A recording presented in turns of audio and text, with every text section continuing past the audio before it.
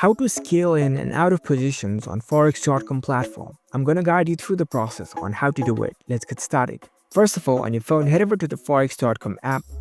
After you are in the app, make sure that you are logged in with your account. First of all, you need to know the meaning of scaling in and out in Forex.com. Scaling in means increasing the number of lots in a position as the price is going in the favorable direction and you are confident that the trade will be profitable, whereas scaling out is to reduce the number of lots in a position as the price momentum fades. For example, let's go to the chart of any stocks. Once you're in the chart, head over to the settings and turn on the scales. Over here, we have various scale points. So scaling into a trade means you begin by initiating a partial position, let's say 25 shares of a 100 share target position.